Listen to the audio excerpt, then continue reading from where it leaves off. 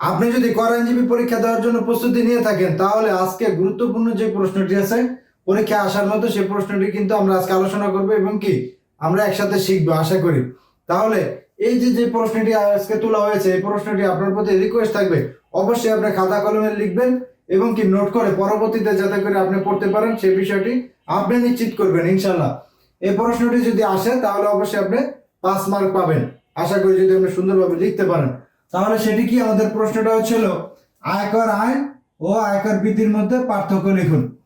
আমরা কিন্তু আমাদের কিন্তু আয়কর আইন 2023 যেটি আছে সেটিও আসে এরপর সিলেবাসে, এবং কি আয়কর বিধিমালা যেটি আছে সেটিও কিন্তু আমাদের সিলেবাসে যুক্ত আছে। তাহলে সেই ক্ষেত্রে আমাদের কিন্তু মূল যে বিষয়টি আছে যে আয়কর আইন এবং আয়কর বিধিমালার মধ্যে যে বিষয়টি আছে সেই বিষয়টি কিন্তু আপনার অবশ্যই জানা উচিত। তাহলে আয়কর আইন ও আয়কর বিধিমালার মধ্যে পার্থক্য লিখুন, সেই বিষয়টি আমরা পার্থক্য আকারে সুন্দরভাবে সাজিয়েছি। তাহলে প্রথমে আমরা এইভাবে বাম পাশে কি লিখেছি, বাম পাশে লিখেছি হচ্ছিল আয়কর আইন ইনকাম ট্যাক্স অ্যাক্ট আর আয়কর বিধিমালা ইনকাম ট্যাক্স রুলস। এই দুইটি বিষয় কিন্তু আমরা সুন্দরভাবে আলাদা করে উপস্থাপন করার চেষ্টা করেছি যতটুকু সম্ভব হয়েছে। আশা করি আপনারা বুঝতে পারবেন যদি শেষ পর্যন্ত আমাদের সঙ্গে যুক্ত থাকেন। তাহলে আয়কর আইন ইনকাম ট্যাক্স অ্যাক্ট সেটি কি, আর হচ্ছে হলো আয়কর বিধিমালা, এই দুটির মধ্যে যে তফাৎ বা পার্থক্য, কি কি পার্থক্য আছে সে বিষয়গুলি আমরা সুন্দরভাবে উপস্থাপন করার জন্য চেষ্টা করেছি। চলেন তাহলে আমরা কয়েকবার পড়ি, তাহলে ইনশাল্লাহ হয়ে যাবে। প্রথমে যেটি আছে সেখানে এখানে একটা ঘর থাকবে। আমরা আমরা যেহেতু এখন সবাই মোটামুটি বড় বা অনেক পড়াশোনা করছি, যেহেতু এই পর্যন্ত আয়কর আইনজীবী পরীক্ষা দেওয়ার জন্য প্রস্তুতি নিচ্ছি, তাহলে আমরা কিন্তু একদম ছোটবেলা থেকে পরীক্ষার পার্থক্য যদি দিতাম তাহলে সেই ক্ষেত্রে কিন্তু এই 3টা ঘরই করতাম। প্রথম একটা ঘর, জানি কিনা দেখা যায়, আশা করি দেখা যায়, প্রথম একটা ঘর থাকবে, সেটি হচ্ছে হলো পরবর্তীতে একটা ঘর থাকবে, পরবর্তীতে আর একটা ঘর থাকবে। এই যে প্রথম ঘরটা যেটা থাকবে সেটার মধ্যে হচ্ছে হলো বিষয় থাকবে। বিষয় বলতে কোন কোন কোন কোন বিষয় আর কি পার্থক্যটা থাকবে সেই বিষয় আর কি থাকবে। এর পরবর্তীতে আমরা কি লিখলাম, আয়কর আইন, এরপর আয়কর বিধিমালা। সেম ভাবে আপনি একটি ঘর করবেন, বা এইটাই আপনার নিয়ম, এই নিয়মে আপনার করতে হবে, এখানে বাইরে যাওয়ার কোনো সুযোগ নেই। আশা করি আপনি প্রতিনিয়ত এটি দেখবেন এবং কি নোট করবেন। তাহলে আয়কর আইন ইনকাম ট্যাক্স অ্যাক্ট হচ্ছে কি প্রধান আইন, এটা হচ্ছে প্রাইমারি ল। এখন প্রধান আইন বলতে কি বোঝায় সেই বিষয়টা যদি আমরা আলোচনায় যাই, প্রধান আইন হচ্ছে সেই আইন, যে আইন বাংলাদেশ জাতীয় সংসদে প্রণীত হয় বা জাতীয় সংসদে এটি করা হয়, সেটা হচ্ছে প্রধান আইন। এই আইন কিন্তু কেউ চাইলেই ইচ্ছাকৃতভাবে কোনো কিছু করতে পারে না। তাহলে আমরা সর্বপ্রথম কি করব, যে আয়কর আইন হচ্ছে একটি প্রধান আইন বা প্রাইমারি ল। তার দ্বিতীয়টি যে ধাপ আছে এর পরিবর্তে কিন্তু আমরা সাথে সাথে দ্বিতীয় ধাপটি পড়ে যাব। আপনি যদি এই পাশ প্রথমে পড়েন, পরবর্তীতে যদি এই পাশ পড়েন, তাহলে আপনার কিন্তু অনেক সময় মিলানোর ক্ষেত্রে অনেক ধরনের সমস্যা হয়ে যাবে। তাহলে আমরা যেভাবে পড়বো সেটি হচ্ছে প্রথম আপনি পড়বেন কি প্রকৃতি, যে আসলে কোন প্রকৃতিতে বা কি। যদি আপনি এটি নাও পড়েন, এটি আপনি কয়েকবার যদি এইভাবে পড়েন তাহলে কিন্তু আপনার হয়ে যাবে। সেটি কি কি আছে, সেটি হচ্ছে প্রকৃতি, প্রণয়নকারী, উদ্দেশ্য, বিষয়বস্তু, পরিবর্তন, এর পরবর্তীতে আইনি মর্যাদা। এটা আমরা পরে দেখতেছি। তাহলে প্রথম আমাদের কি হলো, প্রথম হলো আয়কর আইন। আয়কর আইন হচ্ছে কি প্রধান আইন। প্রধান আইন কোনগুলো হয়, প্রধান আইন বাংলাদেশ জাতীয় সংসদে যেগুলি তৈরি করা হয় তারা সেইগুলি হচ্ছে প্রধান আইন। এখানে প্রধান আইন কিন্তু অন্য কেউ তৈরি করতে পারে না। এর পরবর্তীতে কি আছে, সেটি হচ্ছে আয়কর বিধিমালা ইনকাম ট্যাক্স রুলস, আইনের অধীনস্থ বিধি বা সাবঅর্ডিনেট লেজিসলেশন। এটা কিন্তু কোনো আকারেই আমার রেজিস্ট্রেশন করা যাবে না, এটা হচ্ছে সাবঅর্ডিনেট লেজিসলেশন। তাহলে আমাদের কি হলো, আয়কর আইন হচ্ছে প্রধান আইন বা প্রাইমারি ল, আর আয়কর আইনের অধীনস্থ বা সেটি হচ্ছে বিধিমালা বা বিধি, সেটা কি সাবঅর্ডিনেট লেজিসলেশন। এইভাবে আপনার লিখতে হবে, এখানে এর বাইরে কোনো কিছু করার সুযোগ নেই। এর পরবর্তীতে কি আয়কর আইন, মানে এই যে এখানে দেখেন প্রণয়নকারী, আসলে এটি তৈরি করছে কে, প্রণয়নটা করছে কে, সেই বিষয়টা কিন্তু এখানে উল্লেখ করা আছে। তাহলে প্রণয়নকারী কে আছে, আয়কর আইন সেটি প্রণয়ন করছিল বাংলাদেশ জাতীয় সংসদ কর্তৃক প্রণীত। বাংলাদেশ জাতীয় সংসদ কর্তৃক কি হয়, আয়কর আইনটি প্রণীত করা হয়। তাহলে আমরা এই যে এতটুকু করবো, জাতীয় সংসদ কর্তৃক প্রণীত। আয়কর বিধিমালা কি হয়েছে, আয়কর বিধিমালা হচ্ছে জাতীয় রাজস্ব বোর্ড বা এনবিআর কর্তৃক প্রণীত। আপনি কিন্তু দুইটার তফাৎ বুঝতে পারছেন। আয়কর আইন কে করে? আয়কর আইন হচ্ছিল মূল আইন। আয়কর আইন করা হয়েছিল বাংলাদেশ জাতীয় সংসদে প্রণীত করা হয়েছে। এবং আয়কর বিধিমালা, আয়কর বিধিমালা কে প্রণয়ন করেছে? জাতীয় রাজস্ব বোর্ড বা এনবিআর কর্তৃক প্রণীত, বলতে এটি তৈরি করা হয়েছে। তাহলে আমরা দুটি পার্থক্য কিন্তু বুঝতে পারলাম। প্রথম পার্থক্য কি? আয়কর আইন হচ্ছিল প্রধান আইন, আর দ্বিতীয়টা হচ্ছিল জাতীয় সংসদ কর্তৃক আয়কর আইন প্রণয়ন করা হয়।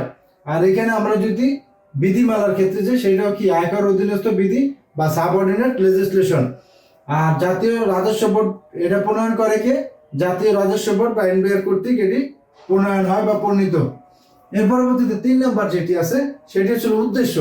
আসলে এটার উদ্দেশ্যটা কি? যে আমরা আয়কর আইন বা বিধির যে পার্থক্য, এর পার্থক্য হওয়ার উদ্দেশ্যগুলি কি কি আছে সেগুলি।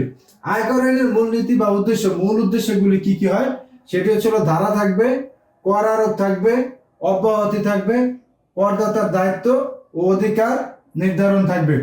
সেটি হচ্ছে একজন করদাতা কি পরিমাণ কর দিবেন, কর আরোপ কিভাবে হবে, কত টাকা ছাড় পাবেন, করদাতার দায়িত্ব কি হবেন, এই বিষয়াদিগুলি যেগুলি আছে, করদাতার একজন অধিকার কি আছে, সেই বিষয়গুলি হচ্ছিল আমার। তারপর উদ্দেশ্য কি পেলাম? উদ্দেশ্য হচ্ছিল আয়কর আইনের মূলনীতি, ধারা, কর আরোপের অব্যাহতি, আর হচ্ছিল করদাতার দায়িত্ব ও অধিকার নির্ধারণ করবে। বলতে মূলনীতির মধ্যে হচ্ছিল একজন করদাতা বা একজন বাংলাদেশের নাগরিক তিনি যদি করদাতা হয়ে থাকেন তাহলে তিনি কি পরিমাণ কর দিবেন, কি পরিমাণ কর ছাড় পাবেন, কি পরিমাণ পাবেন, এর পরবর্তীতে ও তার অধিকার কি, এই বিষয়গুলি আছে আমার এই উদ্দেশ্যের মধ্যে অন্তর্ভুক্ত থাকবে কর আইনের। এর পরবর্তীতে আয়কর বিধিতে সেটার উদ্দেশ্য কি থাকবে? আইনের বিধানগুলি কিভাবে বাস্তবায়ন করা হবে তার বিস্তারিত পদ্ধতি, প্রক্রিয়া বা ফরম নির্ধারণ করবে। এটা কি করবে? আয়কর বিধি অনুসরণ করে সেটি করা হবে। সেটা কি হলো? আয়কর আইনের যে বিষয় আছে সেই বিষয়গুলি কিভাবে বাস্তবায়ন করা হবে, ওটা তো মূল আইন, যেটার ব্যাখ্যা কিন্তু এখানে দেওয়া নেই। সেই মূল আইনের মাধ্যমে কিভাবে এটি সম্পূর্ণ করা হবে সেই বিষয়টাই কিন্তু আমাদের এখানে বলা আছে। আইনের বিধানগুলি কিভাবে বাস্তবায়ন করা হবে তার বিস্তারিত পদ্ধতি, প্রক্রিয়া এবং ফরম নির্ধারণ করে। তাহলে আমাদের কি হলো? 3টা আমরা পেলাম। কি কি পেলাম? যে প্রধান প্রকৃতি পেলাম, প্রণয়নকারী পেলাম, উদ্দেশ্য পেলাম। এর পরবর্তীতে আসেন আয়করের বিষয়বস্তু কি আছে সেই বিষয়বস্তুটি। আয়করের বিষয়বস্তু কি আছে? বড় নীতিগত বিষয়, যেমন আয়ের খাত, কর হার, রেয়াত, অব্যাহতি বা শাস্তি। আয়কর আইনে কিন্তু মূল বিষয়গুলি হচ্ছিল, বলতে বড় যে বিষয়গুলি আছে সেটি হচ্ছিল আয়ের কোন কোন খাত হবে, কোন কোন খাত থাকলে আয়কর আইন অনুযায়ী কোন সাধারণ করদাতা বা সাধারণ নাগরিক কর দিতে বাধ্য, সেই বিষয়টি এখানে বলা হয়েছে। যে কোন কোন আয়ের খাত, এই আয়ের খাতের উপরে আয়ের খাত যদি আপনার থাকে সেই আয়ের খাতের উপরে আপনার কিন্তু কর দিতে হবে। পরবর্তীতে আছে কর হার, কত % হারে আপনি কর দিবেন, সেই হার কিন্তু এই আয়কর আইনের বিষয়বস্তুর উপরেই নির্ধারণ করা হয়। এর পরবর্তীতে রেয়াত, কত % রেয়াত পাবেন। এর পরবর্তীতে অব্যাহতি কত পাবেন, বলতে ছাড় কত পাবেন। এর পরবর্তীতে যদি আপনার এরকম কোনো সমস্যা হয়ে যায়, আপনি যদি কর ফাঁকি দেন বা অন্যান্য কোনো কিছু যদি সমস্যা হয় তাহলে আপনি শাস্তি কি পাবেন, সেই শাস্তির বিষয়টা আমাদের এখানে কি আছে এই আয়কর আইনের মধ্যে থাকবে। এটা হলো বড় নীতিগত বিষয়। তাহলে আমরা কি পেলাম? বিষয়বস্তুর মধ্যে বড় নীতিগত বিষয় যেমন হচ্ছিল আয়ের খাত থাকবে, কর হার থাকবে, কর রেয়াত থাকবে, অব্যাহতি থাকবে, শাস্তি থাকবে। সেম আয়কর বিধিতে আমাদের কি থাকবে? বিস্তারিত কার্যপ্রণালী কি থাকবে, রিটার্ন ফরম কেমন হবে, অপচয় হার, বিভিন্ন ছাড়ের হিসাব পদ্ধতি, আপিল ফরম ইত্যাদি। বলতে আমাদের এখানে যেরকম একটা বিষয় আছে আমাদের কিন্তু আয়কর বিধিমালাতেও একটি বিষয় আছে। সেটি কি হবে? সেটি হচ্ছে বিস্তারিত কার্যপ্রণালী। কার্যপ্রণালী বলতে যে কিভাবে রিটার্নটা সাবমিট করবে, রিটার্ন ফর্মটা আসলে কিভাবে হবে, যাতে করে এদেশের যে নাগরিক আছে বা যারা করদাতা আছেন তারা সঠিকভাবে সুন্দরভাবে বুঝতে পারে। সেই জন্য কি বিস্তারিত কার্যগুলির মধ্যে সর্বপ্রথম কি দেখা হয়েছে? রিটার্ন ফর্ম কেমন হবে। এর পরবর্তীতে দিয়েছে অবচয় হার। অবচয় আছে, অবচয় হলে কিভাবে এটা হার নির্ণয় করা হবে বা কোন মাধ্যমে কোন পদ্ধতিতে এটি করা হবে সেটি। এরপরে ছাড়ের হিসাব পদ্ধতি, ছাড় আসলে কত % দিবে, কিভাবে দিবে, কোন পদ্ধতিতে দিবে, সে হিসাব করা হবে কার মাধ্যমে? আয়কর বিধিমালার মাধ্যমে। এরপর আপিল ফর্ম, যদি কোনো ক্ষেত্রে করদাতার কোনো কার্যক্রমে বা করের কোনো কারণে যদি আপিল করা হয় তাহলে সেই আপিলটা কোন ফর্মের মাধ্যমে করা হবে, কোন পদ্ধতিতে করা হবে, সেটা কিন্তু আয়কর বিধিমালার আলোকে আলোচনা করা রয়েছে। এর পরবর্তীতে যেটি আছে যদি কোনো কারণে, এর পরবর্তীতে হলো পরিবর্তন, যদি কোনো কারণে আয়কর আইন পরিবর্তন করার প্রয়োজন হয় তাহলে কিন্তু অবশ্যই সংশোধন করতে হলে সংসদের অনুমোদন লাগবে বা সংসদের অনুমোদন লাগে। সেটি হচ্ছিল আয়কর, তাহলে আমাদের কি হলো, আয়কর আইন 2023 এটি যদি কোনো কারণে পরিবর্তন বা সংশোধন করার প্রয়োজন হয় তাহলে কি হবে, সংসদের বা জাতীয় সংসদের অনুমোদন লাগবে। কিন্তু সেই ক্ষেত্রে কি আয়কর বিধিমালা প্রয়োজন আছে যদি কোনো সংশোধন করার ক্ষেত্রে সংসদের? না, সেটি আয়কর বিধিমালা প্রয়োজনের ক্ষেত্রে মানে যদি কোনো পরিবর্তন করা হয় তাহলে কিন্তু বাংলাদেশ সংসদের প্রয়োজন নেই। সেটা কি করতে পারবে, সেটা করতে পারবে বাংলাদেশ সরকার, সেটা করতে পারবে এনবিআর, গেজেটের মাধ্যমে সহজে সংশোধন করতে পারবে। এটা হচ্ছিল দুই পক্ষ, এখানে হচ্ছিল সরকারি পক্ষ আর হচ্ছিল এনবিআর। এই সরকারের পক্ষে আর এনবিআর দুই পক্ষ বসে এটি পরিবর্তন করতে পারবে। সেটি কিসের মাধ্যমে করবে, সেটির নাম হচ্ছিল গেজেট। গেজেটের মাধ্যমে এটি সহজেই সংশোধন করতে পারবে, নোটিফিকেশনের মাধ্যমে এটি সংশোধন করা যায়।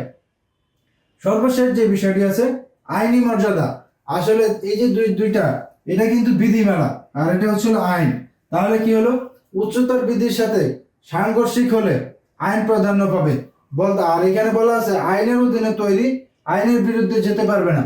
তাহলে এখানে কিন্তু দুইটা জিনিস বোঝা আছে, সেটি হচ্ছিল এই যে আমার যে বিধিমালার এই পাঁচটি আছে, এমন কোনো কিছু তৈরি করা যাবে না বা এমন কোনো পদ্ধতি আবিষ্কার করা যাবে না যে পদ্ধতি বা যে সিস্টেম কোনো কারণে এই আয়কর আইন 2023-এর বিরুদ্ধে গেল।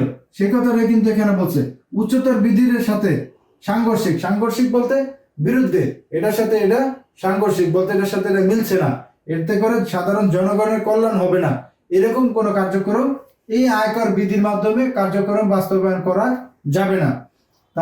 তাহলে যদি এরকম কোনো কিছু এরা করে ফেলে তাহলে কি করতে হবে, এই যে আয়কর আইন সেটাই কিন্তু প্রাধান্য পাবে।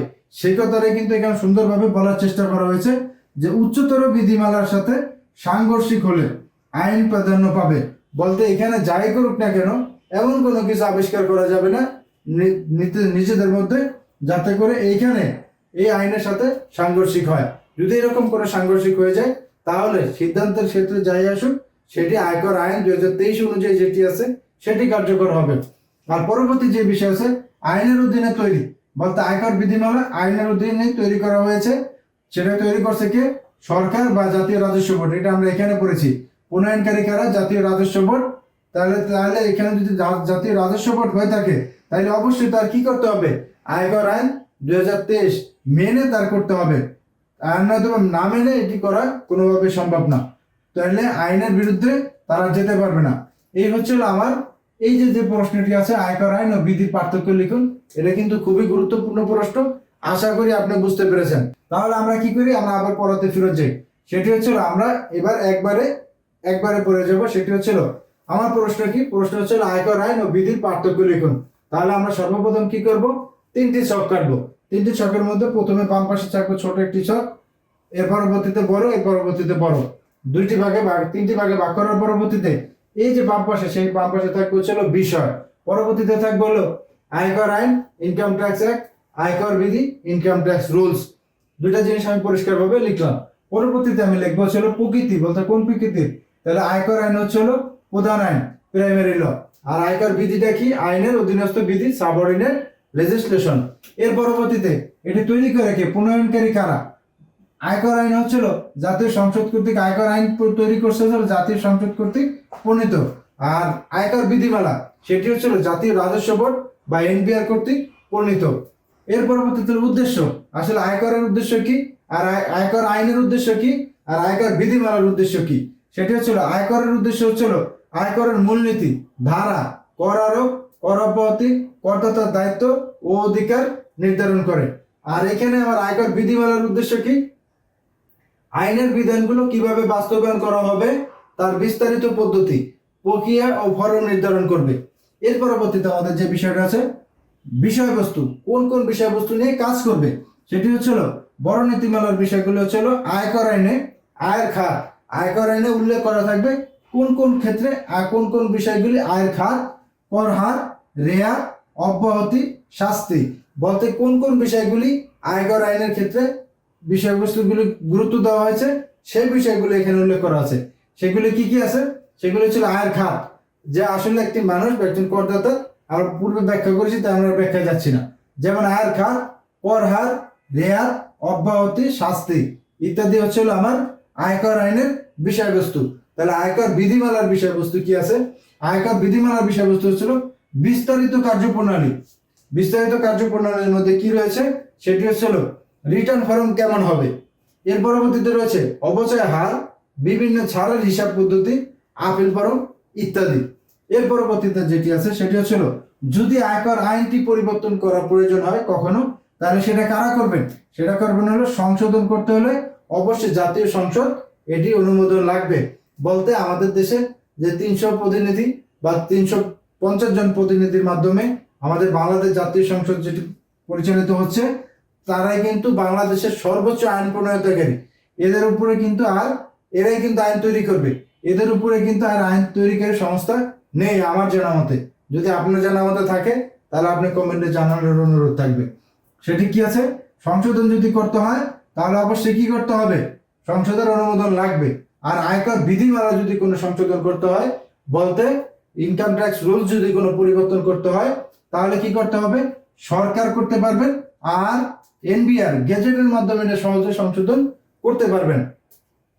এর পরবর্তীতে কি আছে? আইনি মর্যাদা।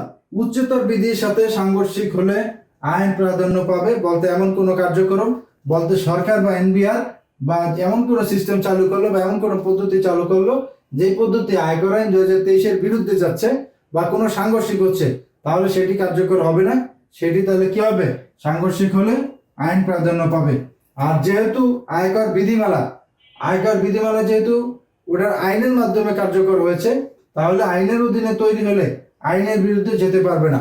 তাহলে এই হচ্ছিল আমার মূল বিষয়। এটা হচ্ছিল, যদি আপনি আরেকটু অন্যভাবে সংজ্ঞা করেন যে একজন কোম্পানির মালিক, যদি ধরেন মনে করেন আয়কর আইন একজন কোম্পানির মালিক, তাহলে কোম্পানির শ্রমিক কি এই কোম্পানির মালিকের বাইরে যেতে পারবে? যদি বাইরে যায় তাহলে কি চাকরির কর্মচারী থাকবে না। তাহলে সেই বিষয়ে আইনের অধীনে তৈরি, আইনের বিরুদ্ধে সে কখনো যেতে পারবে না। এ হচ্ছিল আমার গুরুত্বপূর্ণ যে প্রশ্নটি আছে আয়কর আইনজীবী পরীক্ষার জন্য, সেটি কিন্তু খুবই গুরুত্বপূর্ণ প্রশ্ন। আশা করি আপনি এতক্ষণে অবশ্যই তুলতে পেরেছেন।